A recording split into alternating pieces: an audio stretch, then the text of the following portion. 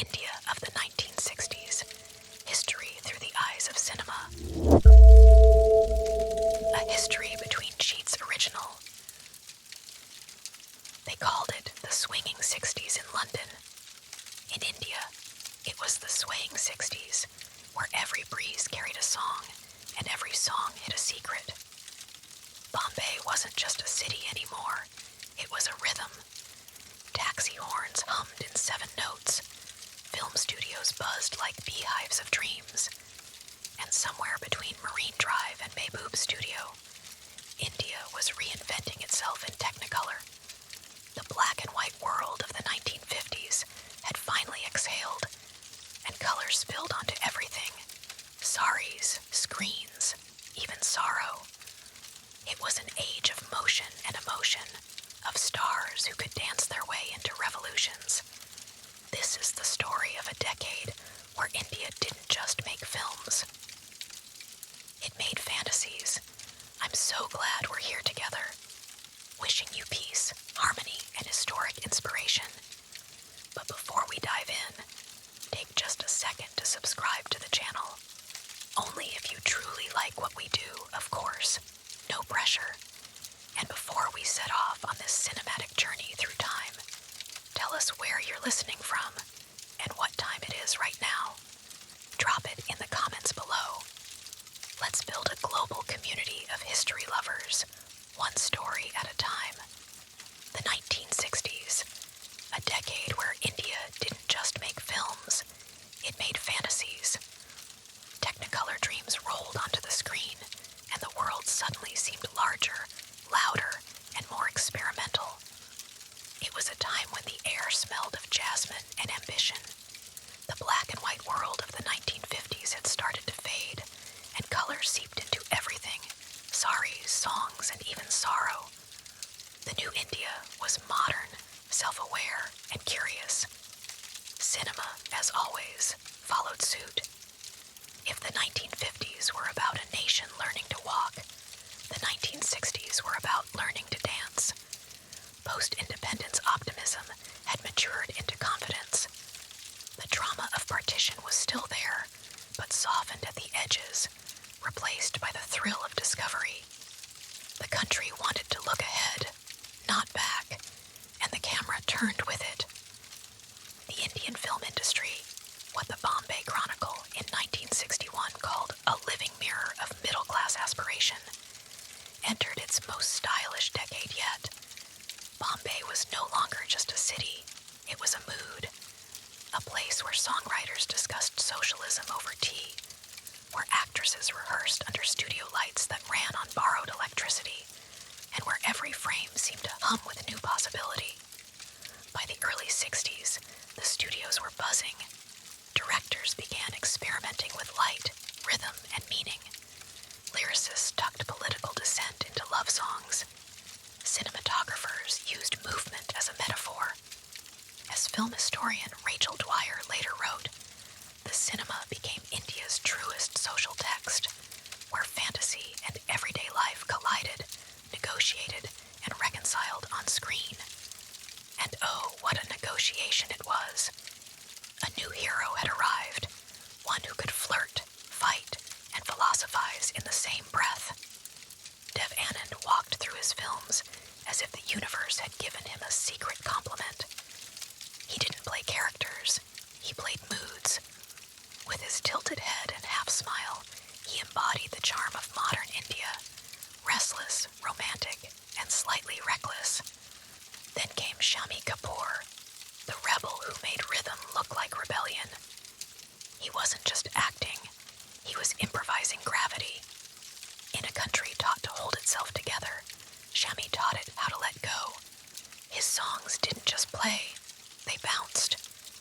As one critic joked in Filmfare, Shammi Kapoor's hair moved with more conviction than half the supporting cast. Audiences loved it. Mothers frowned, daughters sighed, and fathers pretended not to notice. But the 1960s didn't belong only to men. It was also the decade when Indian cinema's women became truly unforgettable. Wahida Rehman could make silence eloquent. Madhubala's smile still haunted the decade like a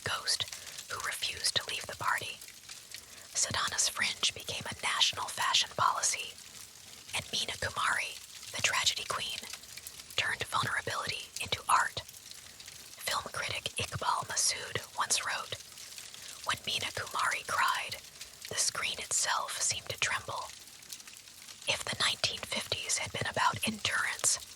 The 1960s belonged to expression, of beauty, of rebellion, of voice. And what a voice it was. The songs of the 60s weren't just melodies. They were the language of an entire generation. Music directors were the new philosophers.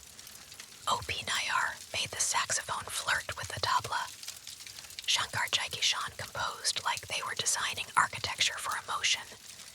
And a young R.D. Burman was already plotting his quiet revolution, sneaking in bongo beats and harmonicas into a culture raised on ragas.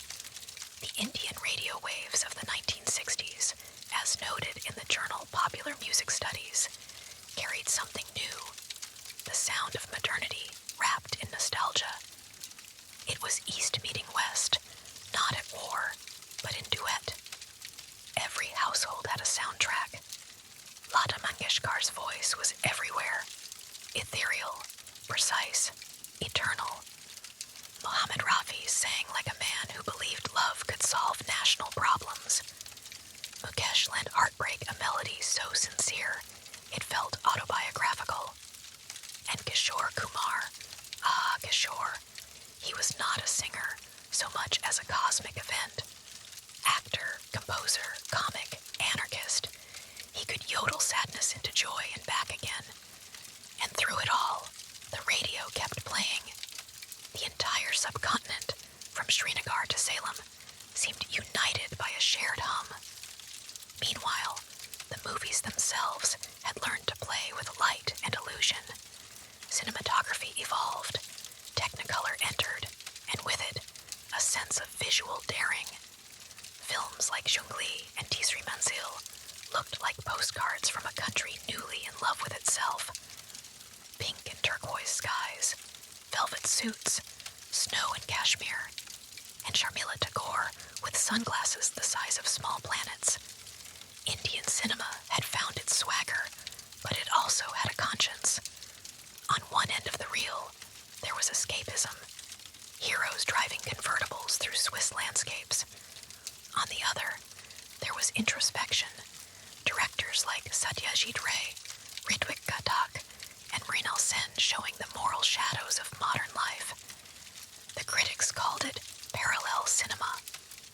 But as Ashish Rajadhyaksha and Paul Williman later wrote in the Encyclopedia of Indian Cinema, it wasn't parallel, it was the same road, just driving slower. Films like Charulata and Meghdakatara didn't need color to be luminous. They used silence as a lens. They captured the contradictions of a nation that wanted progress, but feared losing its soul. At the same time, commercial filmmakers like Bimal Roy, Rishikesh Mukherjee, and Vijay Anand managed to fold social realism into romance. In Guide, Dev Anand played a flawed man who sought redemption not through heroism, but through confusion. It was existentialism with subtitles. Film historian Nasreen Muni Kabir called Guide India's first truly modern film, where the hero's search for God felt indistinguishable from his search for meaning. While the art house world pondered morality, mainstream cinema discovered mobility. Songs became the new dialogues, love scenes became duets, and censorship found itself in a philosophical crisis. No one kissed, but somehow everyone did.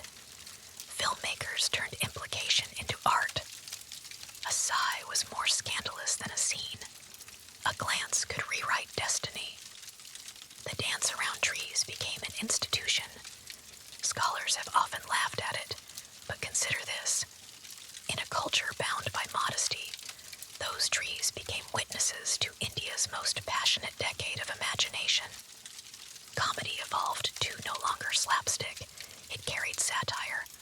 Johnny Walker brought grace to absurdity. Mahmood turned mimicry into art. And Kishore Kumar, again, seemed to do everything except sleep. The laughter of the 60s was self-aware, the kind that knew pain wasn't far behind. And pain, in all its grandeur, came wrapped in history's most magnificent costume.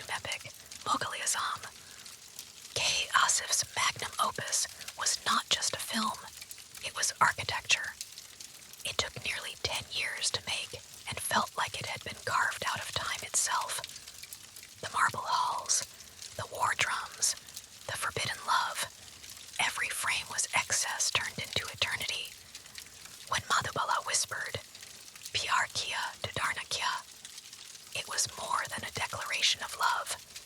It was defiance, the quiet rebellion of a woman, of an artist, of a generation.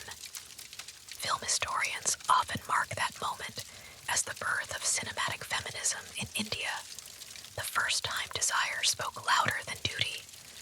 The men of the decade, meanwhile, were changing shape.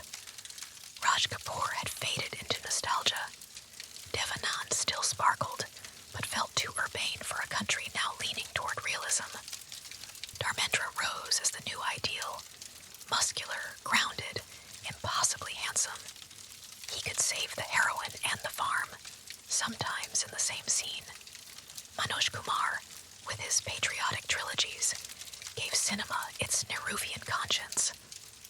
As India moved toward the Green Revolution, he reminded audiences that the soul still mattered. Outside the theater, the mood was not always so bright. The wars of 1962 and 1965 strained resources and optimism. Inflation rose, industries faltered, and yet the film halls stayed full. As sociologist M. Madhava Prasad observed, Indian cinema doesn't escape history, it redeems it. In a way, the 1960s were proof that even in scarcity, imagination was a renewable resource. By the end of the decade, the screen had started to darken again. A new figure was emerging, the angry, conflicted, morally ambiguous man. The hero was no longer singing in meadows. He was thinking. He was doubting. He was simmering. You could sense the approach of the 1970s, that decade of rage, revolution, and Amitabh Bachchan. But in the 1960s, it was still just a whisper, a shadow cast by a dying spotlight. The decade ended with Aradhana, a film so drenched in sentiment, it felt like a farewell letter to innocence. By the time Kishore Kumar's voice soared through Mir Sapno Ki Rani, India had entered a new cinematic adolescence. Looking back now, the 1960s were less about perfect films and more about fearless ones. Films that dared to look beautiful and say something at the same time. It was cinema learning how to wink and think simultaneously. The critic Chidananda Dasgupta once wrote, "If the 1950s built the foundation, the 1960s built the facade, ornate, contradictory, but dazzling." He was right. It was the decade where cinema became conversation between art and commerce, tradition and rebellion, illusion and truth. When I think of the 1960s, I imagine a reel spinning between two worlds, one black and white, one technicolor, a lover's quarrel between realism and romance. It was a time when every street had a tune, every home a melody, and every heartbreak a song that made it slightly more bearable. So tonight, if you're lying awake, listening to the world hum, imagine Bombay in the 1960s, a city lit by projectors and promises, a time when dreams were cheaper than film stock, and yet somehow they lasted longer.